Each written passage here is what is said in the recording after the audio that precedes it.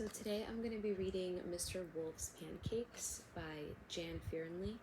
And something that I really like to do, especially with my class, because a lot of them are multilingual students. A lot of my students either speak Russian or Turkish or Tajik, and many of them don't really speak English, as well as, a few other students that are from America and, aren't children of immigrants or themselves immigrants.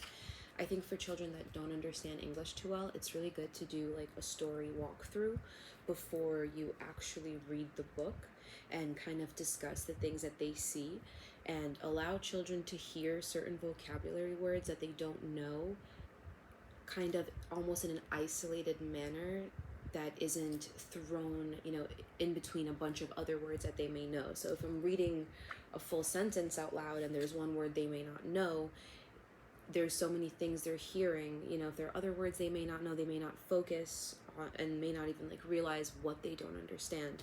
But if you're doing a walkthrough and asking students, what does this look like, do we know what this is, students speak aloud, and then when everyone says the same word together, it allows children to like chorally sing and say these things. And I find that to be a really great tool specifically for multilingual students.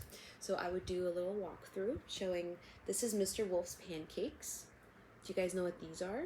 These are pancakes. These are things sometimes our mommies and daddies will make for us in the morning. Maybe sometimes even during lunch. We can be fancy. What is he doing over here?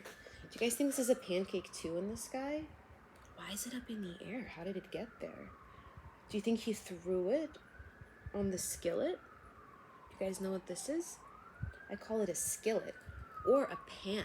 Sometimes we use this to cook. We can make eggs in them. Can we all say pan together? Pan. Or we could say skillet. Sometimes I don't, like to overwhelm them with multiple words, but many kids will know the word pan, especially if we've already went over cooking and have practiced, making stuff like that. And I'll continue to show, and I'll ask them what they think is going on in this picture. So what do you think he's doing? What do you think the wolf is doing? He's thinking. Maybe he's sleeping. Maybe he's dreaming. And then sometimes I'll show like with my hands, and I think that's a great tool, especially for young students like mine who are 3 to 4 years old. They really need a lot of visual cues and sometimes physical cues to understand what things are, especially if they don't understand English yet. I think he's thinking of pancakes. Maybe Mr. Wolf is hungry. Hungry is when we want to eat. I'm hungry. And sometimes I'll show eat with like an imaginary spoon, and that I think really helps. But a lot of students know eat just because those are some of the basic words that we use, in life and to communicate our needs within the classroom. And then I'll talk about like Mr. Wolf is looking through his bookshelf. See, this is a bookshelf. What do you think he's looking for? He wants to make pancakes. Do you think he's looking for a recipe?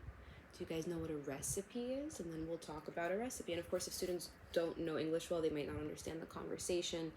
But to keep pointing things out and to keep kind of like using different types of tones, different types of physical cues to help them understand what's going on in the book before you actually read all, the multitude of words that's written down. And then we can look at this picture and see, wow, do you think the book is upside down? I think the wolf is being silly. Look, doesn't this look more correct? He was reading the book upside down. Upside down? So we put up, but it's down. It should be up, but we turn it upside down. That is another great visual cue for students to understand little words like that. So I would basically go through this book and kind of tell a story with them. So we would try to figure out what's going on together using clues and using different words that I think would help them.